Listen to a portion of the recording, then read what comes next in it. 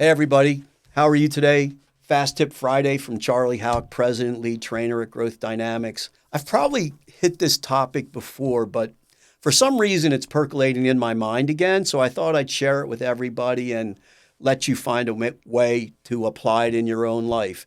And it's one of the things that I think a lot of us struggle with because we tend to have put ourselves in a society of expectation that everything's got to happen now, and we're all impatient and we don't have time. And the more we succumb to that thought process, I think the more negative things can happen, the more less than positive experiences will find their way into your life.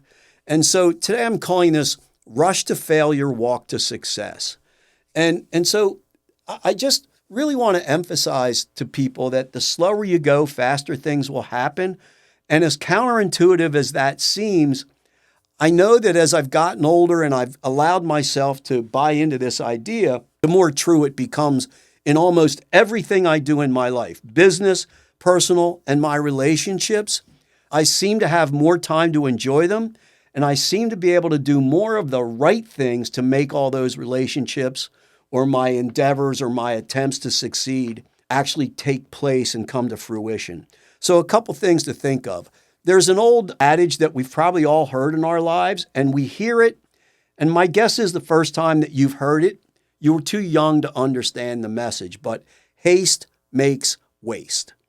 And so when you go too fast, we tend to, we measure once and take too much or not enough.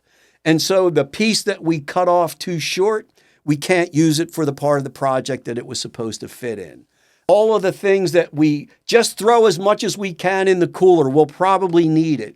We end up taking food or other things and we never eat it and we leave it in the cooler and we forget to put it back in the refrigerator and we throw it away 4 days later. If we would just slow down and, all right, let's plan what we really need. Let's minimize the opportunity to waste things. Let's be very conscious and very deliberate about, do we need this or do we think we might need it? Let's concentrate on the things we're really going to need and not the things about, well, what if we might? It helps you make better decisions and I think less wasteful decisions. I often look at these ideas as baking a cake. You can put all the right ingredients in the bowl and you can blend it for the right amount of time. But if you only have 15 minutes to bake a cake and you think you can just turn the oven up instead of 375, you turn it up to 550 and it'll cook right, you know it's not going to happen. So don't even try it. Well, you should do the same thing with the things you're trying to do in business. The right business cake, put the right things in it, mix it up the right amount of time, and then let it take as long as it takes to cook. Don't rush the process. Or don't take it out of the oven too early thinking it's still going to taste pretty good, because it won't. So slow yourself down. Give yourself a chance to think about what you're doing, not rush about what you're doing. And so I kind of like things. I try to remember, and I've abused this rule myself, and I can remember getting out of the car at our home in Vermont, and my wife and I looked at each other and laughed because we had forgotten the suitcase with all of our clothes. I think I've mentioned that here before. So I like to tell people, walk your way there and relax on the journey. Create your checklist. Give yourself a chance. If you write it down, it's more embedded in your brain than if you just thought about it. Write it down, check it off. Use pre-flight discipline. I was just on a business travel, turned into the return trip home from hell, but we had to change planes because there was a mechanical problem. I didn't want the pilot to feel sorry for us and rush in his pre-flight preparation before that flight took off from Baltimore or from Charlotte to Philadelphia. I'm glad he took his time, couldn't get this indicator light to change, and he made the right decision and got us back to the terminal without a crash in between. So have pre-flight discipline. This one will sound pretty simple and maybe too basic for a lot of people. Take your time and breathe and be conscious of your breathing. And are you rushed? Are you hyperventilating or are you relaxed? Are you just enjoying the process of getting from here to there or getting something started and something finished?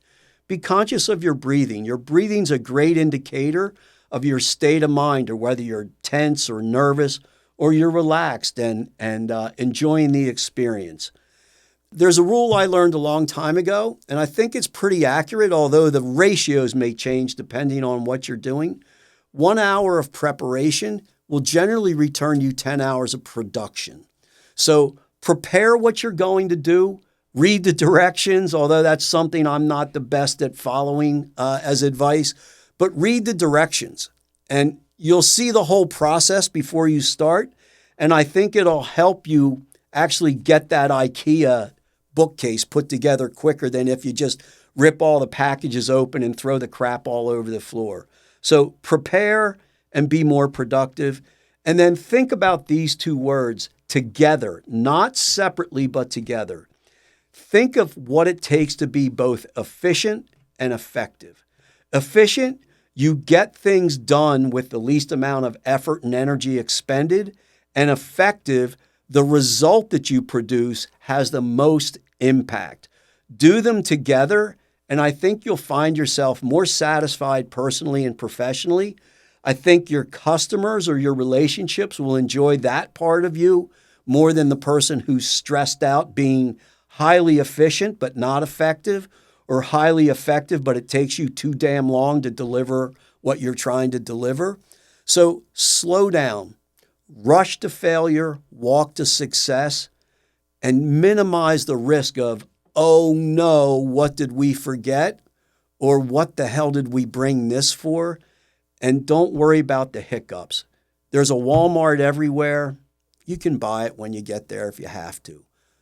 Enjoy your life, take your time, breathe, and it'll all happen for you. Thanks for listening. Take care.